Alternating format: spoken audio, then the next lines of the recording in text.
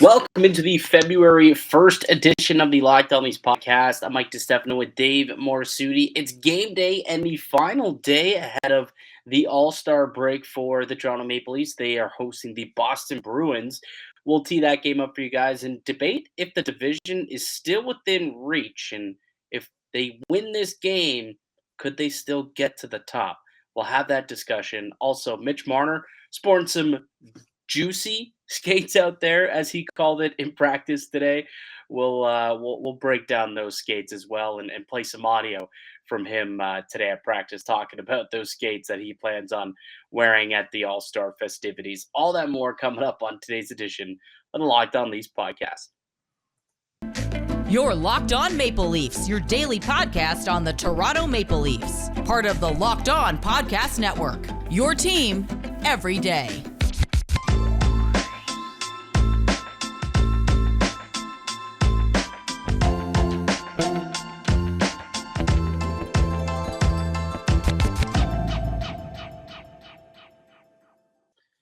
Hello and welcome into the Locked On Leafs podcast, one-stop shop for all things Leafs. I'm your host, Mike DiStefano from TSN 1050 Toronto Radio, also known as Al's brother on TSN's Overdrive and TSN 1050's Leafs Lunch. Joining me, it's my co-host, Dave Morassutti from Sportsnet, also a writer for the NHLPA. Locked On Leafs is a daily Maple Leaf-centric podcast, so be sure to subscribe for free wherever you get your podcast from, including on YouTube, where you can check out the video version of our podcast. We do new episodes each day of the week, Monday through Friday. It's all Leafs all the time. This episode is brought to you by the FanDuel Sportsbook. It's the official sportsbook of the Locked On Network. Make every moment more. Visit FanDuel.com/LockedOn today to get started.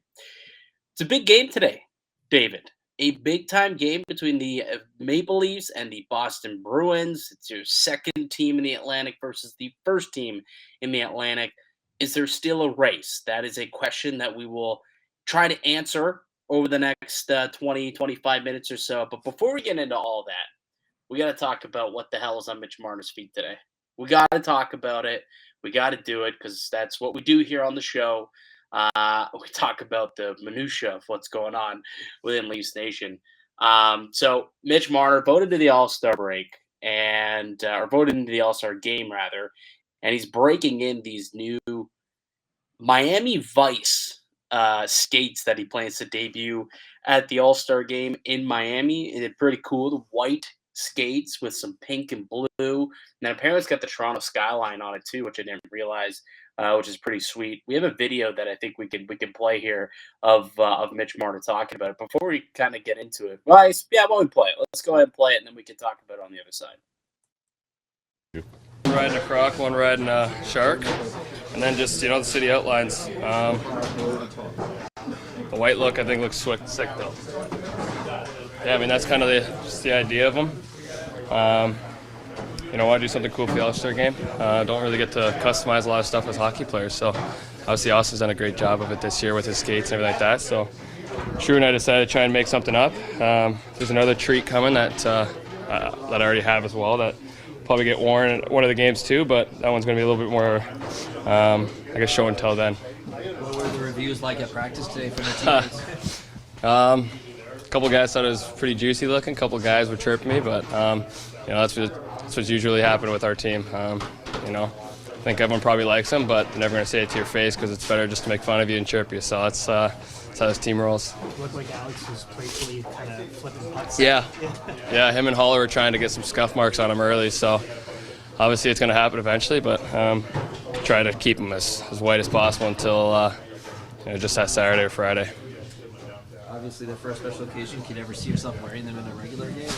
I don't know. I mean, not those ones. Those ones are way too flashy. Tried to do the coloring kind of, Miami kind of vibe, I guess, with the blue and pink. But maybe something a little more just casual. But, try to think eventually try and get a little bit more creative with my skates, knowing that now Drew and I can do this. So, try to see something in the future and try and figure it out. Definitely for my charity event this summer. So that's those are pretty cool looking, and I like that that he mentioned like maybe they could start to do a little bit more of that type of stuff in the regular season. Like you can like basketball, the basketball sneaker is such a big, like it's also a big money maker. Like you talk about, making more money for players and the sneaker deals that these guys sign. Like if they could start, like if Mitch Marner were to try and sell that specific Miami Vice skate, I bet you there'd be a lot of people who would line up to buy those skates, the Mitch Marner Miami Vice skates. Like they're super cool. They're clean looking. They're white. They've got the color on them. I mean, I don't know, man. I think the NHL should consider allowing players to kind of put a little bit of pizzazz into their equipment if they so choose. If that could also bring some additional revenue into the league. Well, I just think it just increases the marketability of your star players, right? How many NBA players have a shoe deal now, right? I think Kawhi has one. Dude, literally every Yeah, single I don't, player. It doesn't have to be a superstar. Just any decent player at this point gets a shoe deal. yeah, and Van I Vliet's got just a shoe deal. Like, yeah, all no disrespect to Van Vliet, he's an all-star and everything, but like he's not a superstar, you know? no, he's not like the cream of the crop when it comes to the players at his position. I just look at what thing like goaltenders. I always envied NHL goaltenders because they can customize their goalie mask. Like that, I was a big goalie mask guy. Like I love to see the paint jobs. Like when I was growing up, my dad got a custom paint job on his mask. Nice. I'll have to dig it up so you guys can give a look. But it's like it's so cool to be able to have that customization and like going throughout the years, you knew like Cujo with his mask, Eddie Belfour with his mask. Like that's what defines a person. I just like that athletes can put their own signature touch on it. I like that Marner. Now, obviously, this is a little bit more so to get with the All-Star game, but I would love to see what he could come up with as a skate design. I'm sure, an artist would love the challenge of creating a customized skate and then, potentially getting a deal done where there's like a bit of a collab there, making Yeah. money for the artist, making money for the players. It seems like a no-brainer because out of all the equipment you could customize that wouldn't really cause too many distractions, skates would be the number one. Ugh, sorry. Yeah, I completely agree. Like, I think that you even look back to Auston Matthews did it earlier in a game. Remember the Sick Kids, the ugly sweater skates that he had worn with like the red and the green? Like, that was cool. That was something that was different. And then he auctioned them off afterwards, I believe, to raise money for Sick Kids Hospital here in Toronto. So, I think that, even initiatives like that would be cool to just have more opportunities for guys to wear different skates for charity. I know that the NFL does like a My Cleats My Cause. So like there's 1 month I believe in the NFL, or maybe I think actually it's a full month where you can customize your cleats and then you can auction them off, and it'll go to whatever charity of your choosing. Right. So like the NHL could do something like that, even if it's not to help brand these stars, it's at least a chance to raise money, raise awareness, and ultimately that's good publicity and good press also for the National Hockey League and for the players, which inevitably will also raise their marketability on top of it. So, and then on top of that, eventually maybe a shoe or a skate deal, much the way that we see shoe deals in basketball, maybe that becomes a thing. Like I said, I'd buy a pair of those Mitch Marner Miami Vice skates. Those look sweet. Like I literally would buy those. Like those look pretty freaking sweet. And I think any kid in Toronto, it's got the Toronto skyline on it. I think any kid in Toronto would love to have a pair of those and be scooting around thinking that he's Mitch Marner. Imagine being 10 years old, Christmas morning, you open up those pair of skates. That'd be unbelievable. Unreal. With a little M16 logo on it potentially, or inside the tongue, a little M16.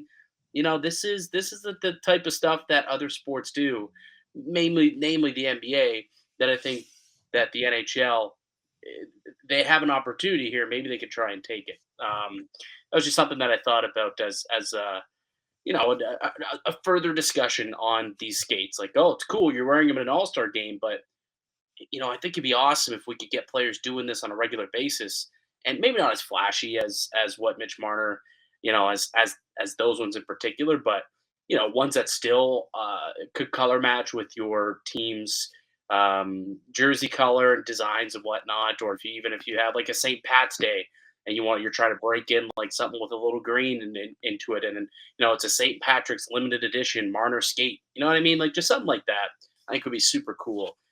So maybe one day we'll see something like that happen in the NHL. All right. Before we get into Leafs and Bruins, let me tell you guys about one of today's show sponsors. It's our favorite sports book, the FanDuel Sportsbook app. This year, the only app that you need at your Super Bowl party is FanDuel. It's North America's #1 sports book. We're really excited about our new sports betting partner for Locked On because they're the #1 sports book in North America. It's FanDuel. And if you're new to FanDuel, it's even better. They got so many great features that make betting on sports fun and easy. You can download FanDuel now so you can bet Super Bowl 57 with a no sweat first bet. You'll get up to $3,000 back in bonus bets if your first bet does not win. FanDuel lets you bet on everything from the money line to the point spreads to who will score a touchdown. And of course, tonight you can also bet on the Maple Leafs. If you believe that they can win against the Boston Bruins, take the Leafs on the money line. Bruins are favorites, so get a little bit of juice, or you'll get a little bit of money on the Maple Leafs if you think they could pull off the upset coming in as the underdogs. So you can make that bet safe and easy on the Sportsbook, FanDuel Sportsbook app. It's safe, secure, and super easy to use. Best of all, you can get paid your winnings instantly. So join FanDuel today at FanDuel.com/lockedon to claim your no sweat first bet on Super Bowl 57. That's FanDuel.com/lockedon. Make every moment more with FanDuel, the official sportsbook partner of the NFL and of the Locked On Network. Welcome back into the Locked On Leafs podcast. It's Mike DiStefano and Dave Morassutti. We got a game day today, the final game day of in 9 days, I think after this is the how much time the Leafs have off. They don't play again until the following weekend, until Super Bowl weekend. Realistically, is the next time that we'll see them in action after tonight, due to the All-Star break and then the upcoming bye week that the Maple Leafs will be on. So tonight's a big game. It's kind of the final taste in the mouths that Leafs fans will have for a little while, as the team embarks on a long break here to rest up, which coming at a good time with the Matt Murray injury, with the Auston Matthews injury, obviously. So it's not a terrible time to be having a nice long extended break like this. But as for tonight, Dave, you got the Bruins, who've been on fire all season long until lately. They've lost 3 in a row for the first time all year coming into this game, into Toronto. I mean, what are you expecting tonight's game to be like? No Auston Matthews for Toronto, obviously. I mean, this is going to be a tough matchup for Leafs against the highly motivated Bruins team. Yeah, I think that's the big one there is right. No Auston Matthews. You know how good he was in that game in Boston. And I know people are going to think that because the Bruins are on a bit of a slide, that gives the Leafs a bit of a extra motivation to try to win this game. But when you don't have your best player, it's tough to beat the top team in the NHL. That being said, the motivation was there a few weeks ago, and they came pretty close to beating Boston, and that was in Boston. I think hopefully in Toronto that gives the Leafs, maybe a little bit of an advantage with having the home matchup. And I'm probably expecting a similar outline to the game that we saw the first time these two teams met.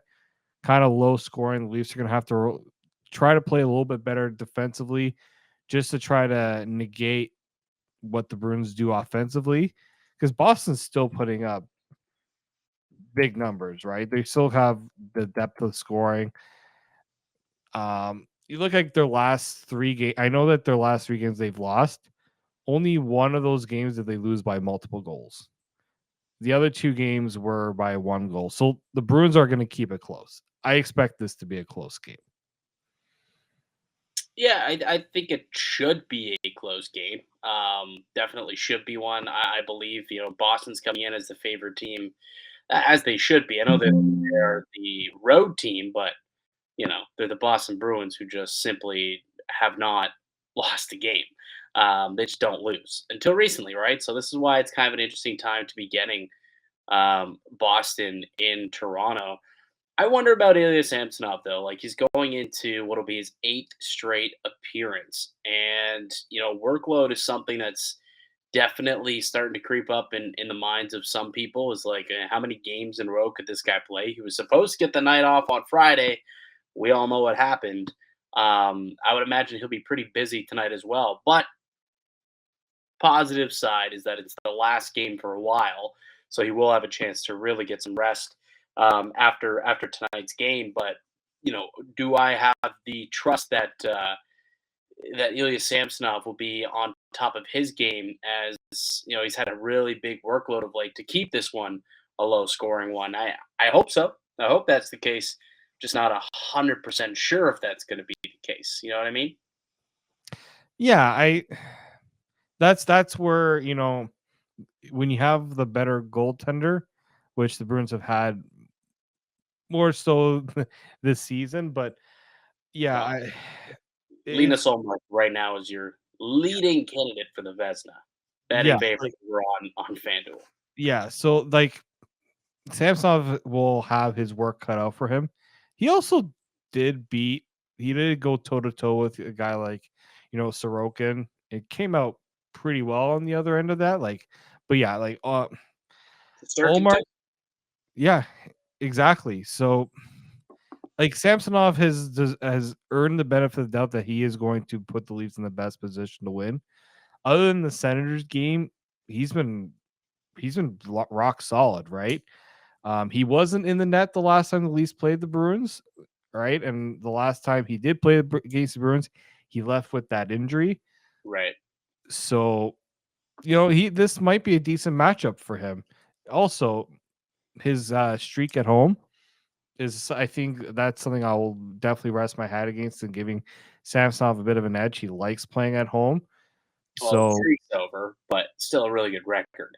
yeah, he's only won once in regulation at home. I think I like those. I think I like those odds. So Yeah, he's only lost once in reg at home, and it wasn't even a game he was supposed to play, which is what makes that so unfortunate about the whole situation that went down on Friday.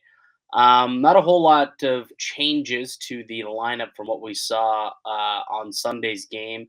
Joey Anderson moving up to the third line with Pierre Engvall and David Kampf. That I do find to be a little bit notable. I think he's a player who I thought has actually played rather well since getting called back up to Toronto, being given one last look maybe to see, all right, what do we got in Joey Anderson before he becomes potential trade fodder, or a guy who maybe just isn't part of Toronto's future. But I've liked the way that he's played, and I think getting an opportunity to play with Engvall and Camp tonight, he's a big body with a little bit of speed, smart player. I'm curious to see how this trio will work out against a deep team like Boston. yeah, and when I remember the play he had against the Rangers to spring Holmberg. Yeah, Holmberg for the goal. Yeah. Right? Like there's those types that he has that ability to do that, right? And when he was traded from J.S. Janssen, there were a lot of question marks when that deal was made, right? But we kept hearing Kyle Dubas say that they were going to give a guy like Joey Anderson those opportunities. You don't know until you give him the chance, right? He hadn't really had a consistent opportunity up until this point. Like he's had a game here or there. He's had little showings. I want to see what a guy who is hungry for the opportunity can do in a game like this. Because like this is a good chance for him to show that he can play against the top team in the NHL and be productive. Like this is the perfect audition for him. Can I ask you a trivia question? Oh, I'm great in trivia. You brought up the name Andreas Janssen. Okay. Yep. Well, actually, now it's back to Johnson. I think in New Jersey again. Someone was telling me. But we're not going there. Okay, we're gonna stick with Janssen. Okay. Andreas Janssen. because he is a Swede, and that's how the J sounds. I'm pretty sure in Sweden. It's how we've always kind of said it. Anyways, can you tell me where he is currently playing right now? Oh my god. I haven't even been paying attention really to him. Like, I know he was struggling in New Jersey, Mhm. but I don't even think he is in New Jersey. I know he was in the AHL, but I don't know if he was still there. I'm gonna say he's in the AHL. I'm blanking on. Is it? No, it's not Albany. No, you're correct. You are correct. It's a new affiliate, so I wouldn't surprise. Utica's now the affiliate of New Jersey. Utica. Yeah, because But right, Vancouver left. yeah, left. Vancouver's it's in Abbotsford now. Yeah, but 'Cause yeah, that- he played 2 games this year with the Devils, and then he spent the rest of the year 27 games with the Utica Comets, 23 points in 27 games in the American League. So I would say that a guy who's making over $3 million, that was a good trade, a shrewd trade by Kyle Dubas, a guy who's not even in the NHL right now, putting around in the minors, making over 3 sheets, and you've got Joey Anderson, who's carved himself a bottom 6 role, making basically league minimum, and he's younger. So I would say that deal actually worked out, and I believe they also got a 4th-round pick as well. I don't remember what it was, but I do recall that that happening. So hey, good job by Kyle Dubas. But outside of that, pretty much the exact same. Simmons will be in this game tonight. We saw the fireworks last time between Simmons and Foligno. Last time they played, maybe we see something else happen again. I think that would be interesting if we see, some physicality perk up in this game. I wouldn't be surprised if we did. I also saw another interesting stat, actually. Why don't we take a quick break? And when we come back, I'll let you know of the stat. And it's what maybe makes me think Toronto might have a chance to win this game. So we'll come back, and I'll tell you that on the other side. But first, Dave, having a word from one of today's show sponsors. Yeah, it's another one of my favorites. If you're looking for a delicious treat but don't want all the fat and calories, then you got to try a Built Bar. We just got through the holiday season. I know my goal is to eat a little healthier this year. If you're like me, where you want to eat healthier but don't want to compromise on taste, then you got to go for a Built Bar. And here's why. They taste great, and they're also great for you because they're made with 100% real chocolate, and they come in unbelievable flavors like churro, peanut butter brownie, and coconut almond.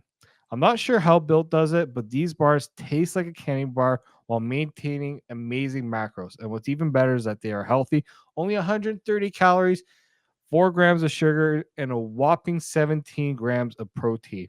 Now you don't have to wait around to get a box. For years, we've been hearing about Built trying to get, into stores. We always told you to go to built.com. Well, you can go and check at your local Walmart or Sam's Club to get a Built Bar today. That's right. Head to your nearest Walmart, walk to the pharmacy section, and grab yourself a box of Built Bar. You can pick up a 4-bar box of cookies and cream, double chocolate, or coconut puffs. If you choose to go to Sam's Club, run in and grab a 13-bar box or with hit flavors like brownie batter and churro. You can thank me later. And of course, if you don't have time to go to a store, then you can just go to built.com and order a Built Bar there. And you can use promo code LOCKED15 to get 15% off your order. That is promo code LOCKED15 to get 15% off your order at built.com. Welcome back into the Locked On Leafs podcast. It's Mike DiStefano and Dave Morassutti. Got a game day tonight with the Leafs hosting the Boston Bruins, who are at the top of the league, top of the division, but coming in on a little bit of a downswing. They've lost 3 in a row for the first time all season, and you know that they're going to be looking to snap that heading into the All-Star break. They're not going to want to go into the break with a 4-game skid and everybody be on a bit of a downer as they head into the back half of the season when they return from All-Star. So you know that Toronto's going to get their best, not only because I think a loss tonight would 100% completely kill any shred of hope that the Leafs had to climbing back and making it somewhat of a race, but also for the fact that they're just not going to want to go into the into the All-Star break on a sour note. So there's a whole bunch of reasons to be motivated for Boston to come out here and win tonight. But there's a couple of trends that I like for Toronto as to why maybe they could come out with the victory. We all know what the Leafs have a surprisingly good win percentage with Auston Matthews at the lineup, and you know I think the question that gets asked is, well, why is that? Who steps up? The player isn't actually Mitch Marner, who steps up the most in Auston Matthews' absence. It's actually William Nylander, Dave. Uncovered a pretty cool stat. Actually, I'm not going to take credit for it. My colleague at TSN, Mark Masters, uncovered this really cool stat. In the 16 games that William Nylander has played without Auston Matthews since the bubble season, the start of the 2021 season, Willie has 10 goals and 21 points in those 16 games. Just elevates his game, takes him to new heights, and it really allows this team to, not that they don't skip a beat, but it's that next man up mentality. They all kind of buy into what's being sold here. That Austin's out, but we got to come together as a team and win. And he's the guy who really elevates his game. And I would expect for much of the same to happen again tonight. William Nylander to be a focal point in this offense, really try and drive play. Yeah, I mean, we had the discussion last episode about how he has played as pretty much been the MVP of this season. You look at his play at 5-on-5. Now, I did say he led the team in goals at 5-on-5. Actually, technically, he leads the team in scoring at even strength. Mm-hmm. Kind of a little bit of a difference there. So that's what I think is I think crucial for Nylander to be successful, is that he's never the main guy on the power play, and he doesn't need to be.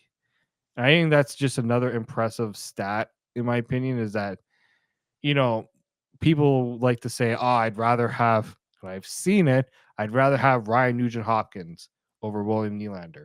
Who the hell says that in today's world? 3 years ago, maybe I could see that. But if someone's saying that in the year 2023, get out of here. Because they're seeing how many points each guy has, how much each player needs. Nugent-Hopkins has a lot of points, but what I've started to do, and I hate the comparable, oh, this guy has this many points versus this guy. The Edmonton Oilers have a ridiculous power play. But you look at the 5-on-5 numbers, and they have the same amount of points.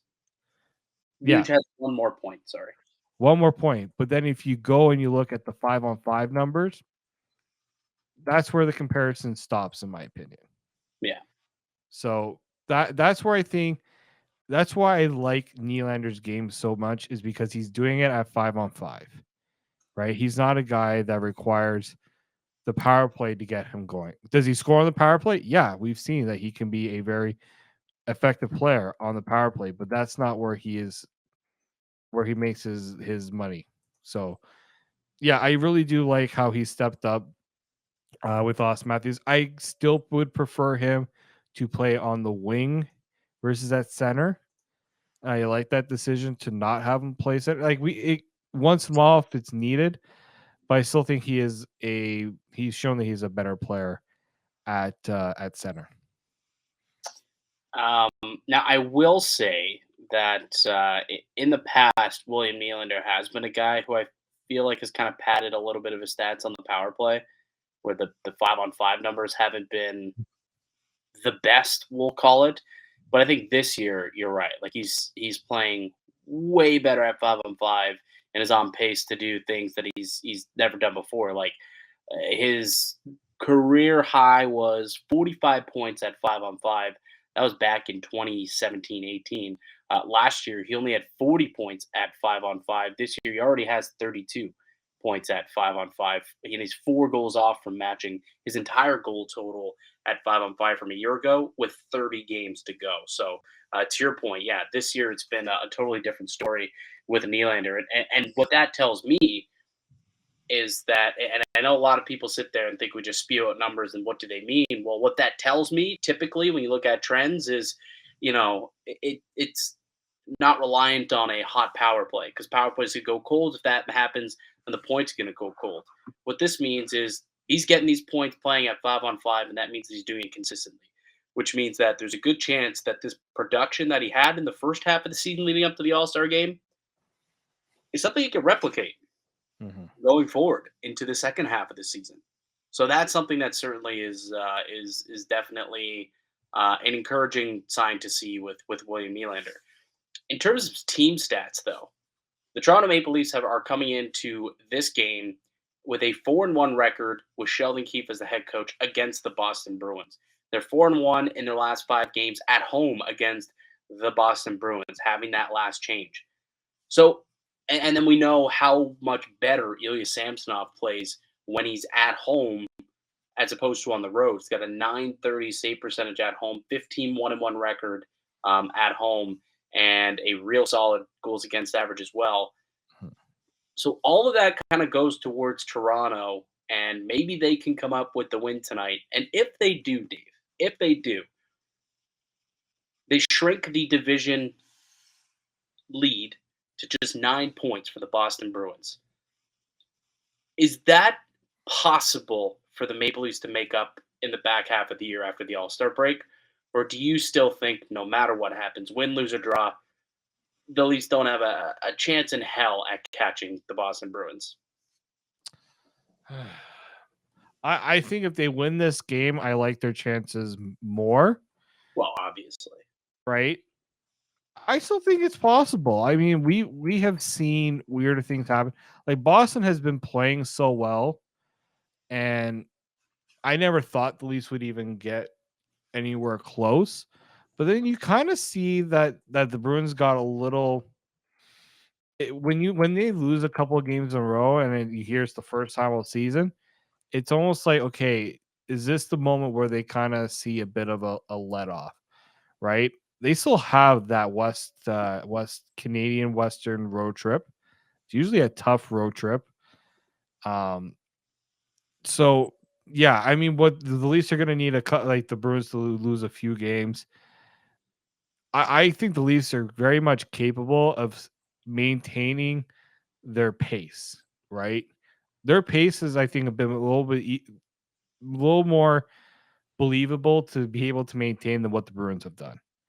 Like the Bruins have been playing at such a high level, you're almost expecting a drop off. The Leafs have had their ups and downs, but they've been rather consistently higher rather than lower, and they haven't like gone on like ridiculous stretches like the Bruins have. I think like when they hadn't lost more than 2 games of regulation all season, the Leafs, up until 2 straight. Yeah. Whereas Boston, it's like, yeah, they just hadn't lost 2 games in regulation. It was absolutely insane, the stats of what the Boston Bruins was. I mean, they finally lost their first game in regulation at home, like I think a week ago. Like it's absolutely ludicrous. Yeah, the team is, what are they, 21-3 at home. 22-1-3 at home. It's insane. Their home record. Really quickly, I'm just looking on moneypuck.com. In terms of tonight's game, the Maple Leafs go into it with just a 4.4% chance of winning the division. Not overly high. 4.4%.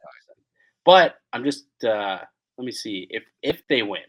If they win, see how much it changes. 1 second. So if the Maple Leafs beat the Bruins in regulation, they move up 2%. 2% better odds to win the division. So not overly great. Also, if they win regulation, so it only goes up to 6.3% if they were to win this game in regulation. Still very small. It's funny. They actually have a better odds, according to moneypuck.com, to win the Stanley Cup than they do to win the division. And it's first in the division. It's funny because we know what they're going to have to go through in order to get to the cup and that's Boston. If everything stays the same way. But to be fair, that's when everything's boom. You got 7 games against one another, whereas Toronto right now they're 11 points back, and it's tough to close that gap with just 30 games to go, right? Yeah, this is true. So I'd imagine that's what goes into the math behind that. But hey, we'll see. It'll be a good game tonight. What do you think is going to happen? Give me a prediction. Don't give me a score, but give me some sort of prediction. I think the Leafs win by 1. You like the Leafs? You like the Leafs tonight, eh? Yeah, blind faith. Why not? I'm gonna give you a prediction of a goal scorer.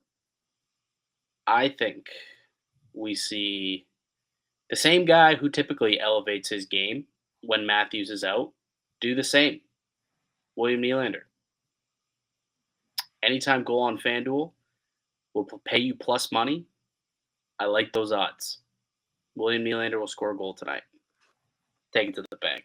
That's my guess for what we see in tonight's game. I don't know who's going to win. I really don't. I could see either squad winning. It'll be tough without Auston, but at the same time, sometimes this team gels and galvanizes themselves and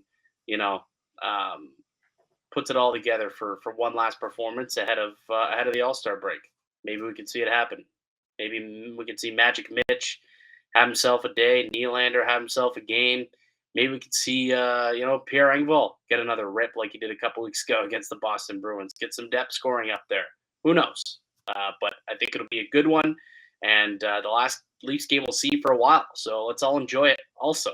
Last game until February 9th or 10th against the Columbus Blue Jackets. Got a back-to-back there next weekend.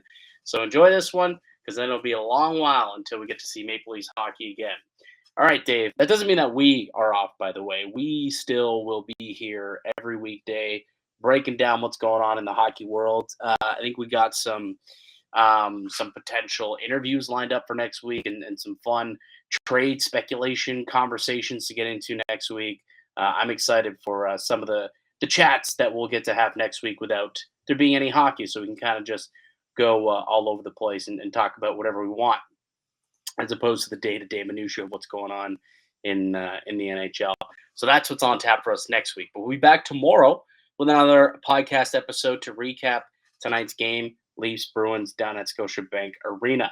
All right, does it for us today. I'd like to thank you all for listening and supporting the show. You can subscribe to the Locked On Leafs podcast on all podcasting platforms, including YouTube, to receive daily Maple Leafs content. We'll be back with another episode for you guys tomorrow. But until then, keep locked right here on Locked On Leafs.